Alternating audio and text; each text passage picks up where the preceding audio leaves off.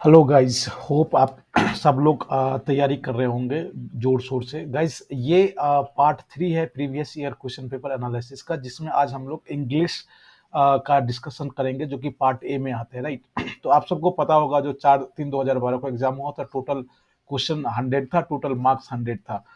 और जो part A में इंग्लिश सेक्शन होता है, राइट, ये स्पेलिंग एरर है गाइस, तो उसमें 15 क्वेश्चन पूछे गए थे, राइट। और आप यही एक्सपेक्ट करते हैं, यदि टोटल नंबर ऑफ क्वेश्चन 100 रहा इन अपकमिंग एग्जाम, तो आप 15 क्वेश्चन एक्सपेक्ट कर सकते हैं। यदि 120 हुआ तो वो फिर क्वेश्चन नंबर ऑफ क्वेश्चन बढ़ भी सकते हैं, राइट। और मैं आपको यहाँ बता दूं, इंग्लिश सेक्शन जो है सॉरी, इंग्लिश सेक्शन जो है वो मार्क्स फेचिंग होते हैं, राइट। तो मैं आपसे रिक्वेस्ट करूंगा, जो आप अपने लेवल को एनालाइज करने के लिए वीडियो को पॉज कीजिए, सॉल्व कीजिए क्वेश्चन को, और अपना लेवल जानिए, और फिर आप अपने कमेंट सेक्शन में कितना मार्क्स आया आउट ऑफ 15, कितना सही हुआ, आप जरूर लिखिएगा, राइट। दूसरी बात, जो at at the end of this video, जब हम लोग एक बार सारे क्वेश्चन को देख लेंगे, फिर मैं आपको बताऊंगा जो आपका प्रिपरेशन स्ट्रेटजी क्या होना चाहिए, बुक लिस्ट में बता दूंगा। तो इसलिए आप वीडियो को लास्ट तक देखिएगा, क्योंकि यदि आप नहीं देखेंगे तो जो मैं इंपॉर्टेंट बात कहने की कोशिश करूंगा वो आप तक शायद नहीं पहुंच पाएगा। तो रिक्वेस्ट है, जो आप वीडियो को अंत तक देखिए।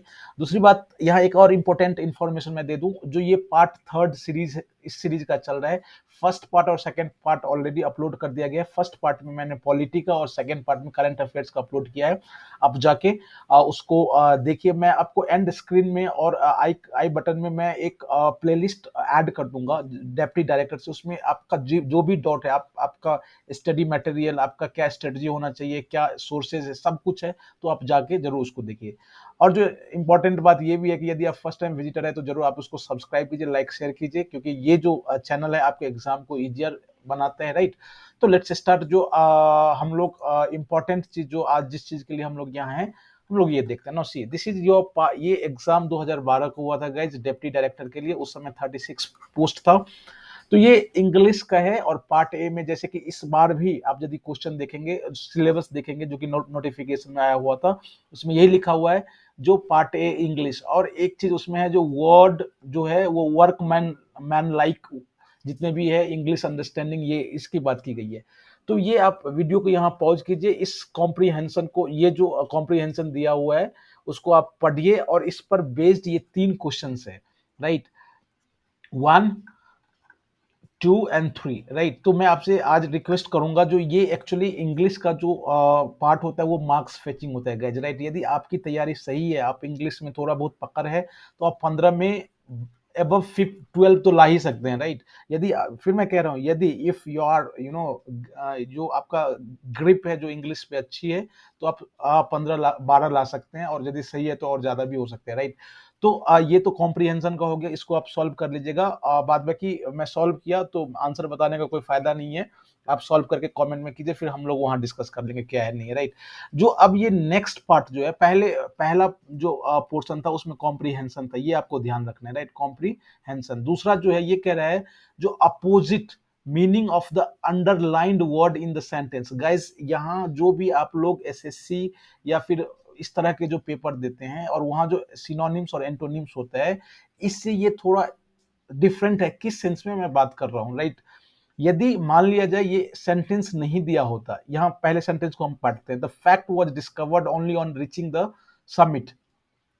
अब मैं आपसे पूछता हूं, यदि ये सेंटेंस यहां नहीं दिया होता और सबमिट का कहता, भाई उसका एंटोनिम्स क्या हो सकता है, तो आप फटाफट लगा सकते थे।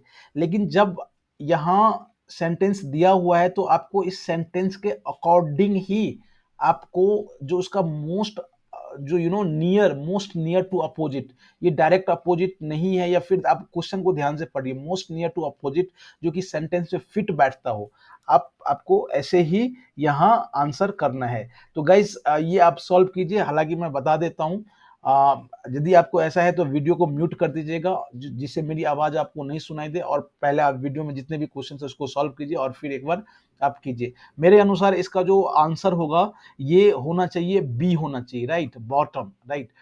The fact was discovered only on reaching the summit, ये अकॉर्डिंग टू मी इसका आंसर बॉटम होना चाहिए। आप लोग कमेंट सेक्शन में जरूर लिखिए इसका क्या आंसर है। नेक्स्ट क्वेश्चन है, it is study pursuit of work that page in the end, right.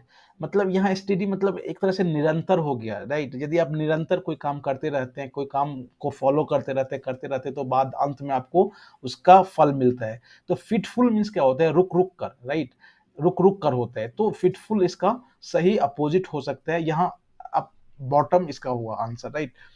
Question number 6 जो है ये कह रहा है my trouser did shrink as you anticipated, right. तो आप क्वेश्चन में जो इस वर्ड का मीनिंग है उसको ध्यान से देखिए, और यहाँ जो अकॉर्डिंग टू मी ये जो आंसर हो सकता है एक्सपैंड हो सकता है। आप लोगों का क्या आंसर है आप कमेंट में जरूर डिस्कस करिए, उसको कमेंट में लिखिए।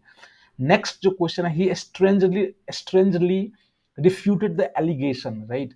तो इसका जो मोस्ट नियर अपोजिट हो सकता है गाइस, ये मेरे अनुसार अक्नॉलेज्ड हो सकता है, राइट। क्या हो सकता है, अक्नॉलेज्ड।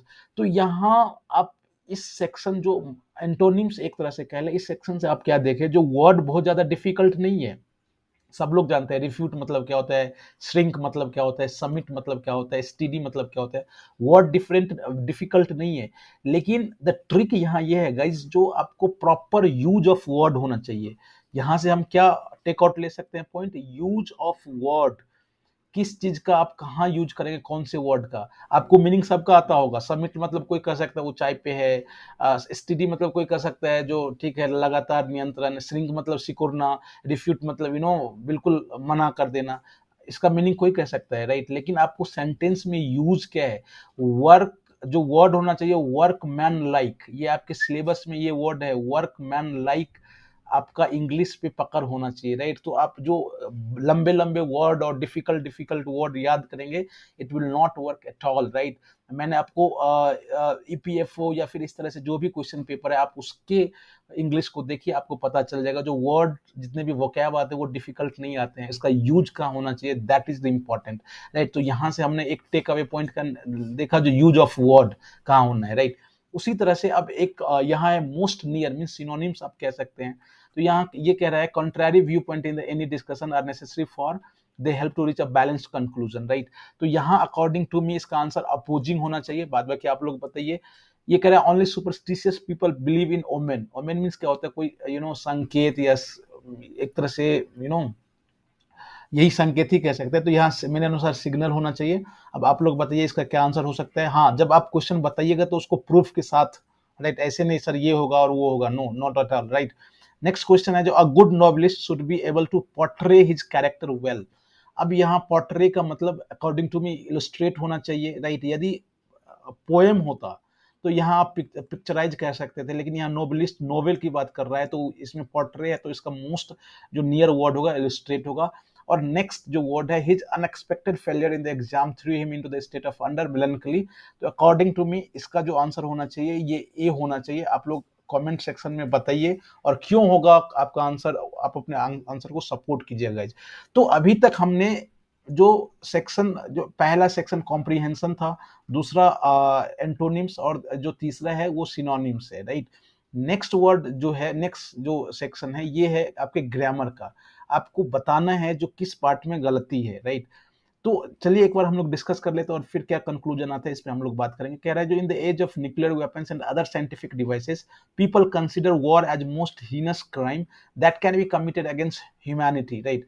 आप लोग आंसर जरूर कीजिए। अकॉर्डिंग टू मी इसमें नो एरर होना चाहिए। आप लोग का क्या राय है आप जरूर आंसर में लिखिए विद एक्सप्लेनेशन, आपको एक्सप्लेन करना है। नाउ नेक्स्ट गाइज इसमें है it is my greatest ambition that the universities में develop one of the great universities, IS universities, ये प्लुरल हो जाएगा इस, तो इसमें सी में गलती है, राइट।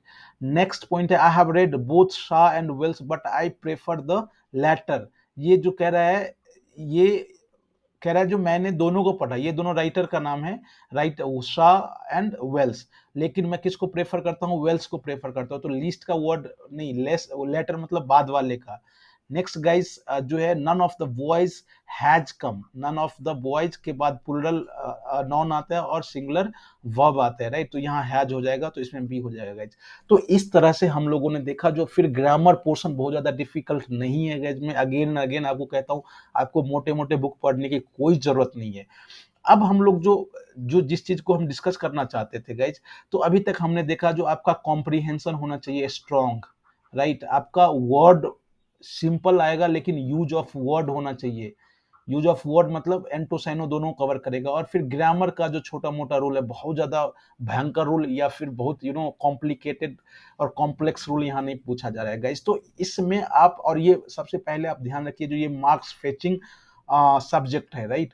तो अब मैं रिसोर्सेज पे मैं बात करूंगा। सबसे पहले मेरे अनुसार this is what I feel, और if you agree with this source तो आप जरूर कमेंट में लिखिएगा, राइट। अदरवाइज आप यहाँ एक मैं डिस्क्लेमर भी देता हूँ, जो ये अपनी मेरी राय है, मेरे राय पे चले गए, मतलब जिसने जिसने अपना बहुत अच्छा मार्क्स लाया, तो आप if you want to get some good तो आप अपना सकते हैं, बाद बाकी मेरे अनुसार ये होना चाहिए। Now see, for comprehension you don't need to anything, read the Hindu editorial column.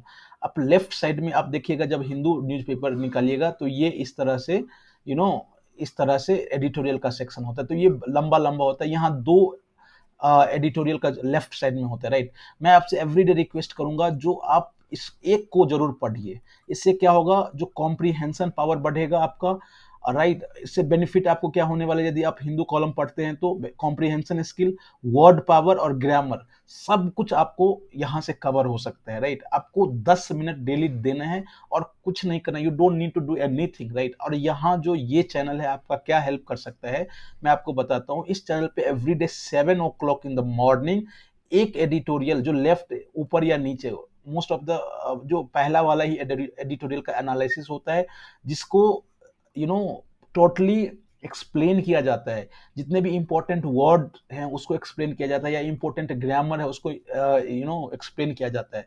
तो मैं कहूँगा, यदि आपके पास टाइम है और आप देखना चाहते हैं, तो जरूर एवरीडे 7 o'clock इसी चैनल पे आता है, उसको आप जरूर प्रेफर कर सकते हैं। Again this is not compulsory, right, there is no compulsory at all on this channel. आपको ये just it is a preference, आपका प्रेफरेंस क्या है, तो आप वहां उसको देख सकते हैं।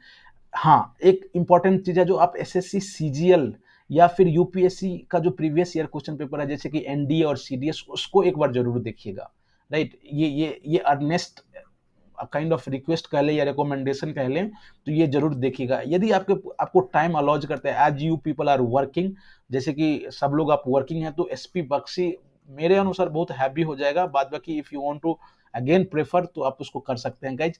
तो इस तरह से आज हम लोगों ने इंग्लिश का देखा है। अगेन आई टेल यू कि यदि आप इंग्लिश में 10 से 15 मिनट डेली देते हैं, आपको बहुत ज्यादा कुछ करने की जरूरत नहीं है। आप कितना भी ग्रामर रूल पढ़ ले, कितना भी वर्ड रट ले, कुछ नहीं काम आने वाला है, जब तक आप यूज ऑफ वर्ड नहीं समझ पाएंगे, जब तक आप कोई कॉम्प्रीहेंशन को सही से सॉल्व नहीं कर पाएंगे, कुछ नहीं होने वाला है, राइट। और यदि आपने किया तो आपका आई गारंटी कि आप 12 से 13-14 के बीच आप जरूर आंसर कर सकते हैं। इट इज वेरी सिंपल, बहुत सिंपल है, लेकिन ट्रिकी होता है। तो गाइस अगेन आई रिक्वेस्ट कि यदि आपको, और हाँ, हिंदी मीडियम वाले के लिए मैं एक रिकमेंडेशन यहाँ, यदि आप लोगों में से ये लोग हिंदी मीडियम वाले होंगे जिसकी इंग्लिश अप टू मार्क्स हम कह सकते हैं जो नहीं होगा, तो आप इस चैनल पे एवरीडे मॉर्निंग में आता है, उसको आप जरूर देखिएगा। This is very important for you guys, right. तो इसी तरह से आज का वीडियो वाइंड अप करते हैं, फिर हम लोग अगले एनालिसिस के साथ आते हैं। तब तक आप अपने प्रिपरेशन को बहुत बढ़िया कीजिए, अच्छा मौका है। कल फिर मिलते हैं, यदि नए हैं तो जरूर सब्सक्राइब कर लीजिएगा। Okay, bye bye, see you tomorrow, take care.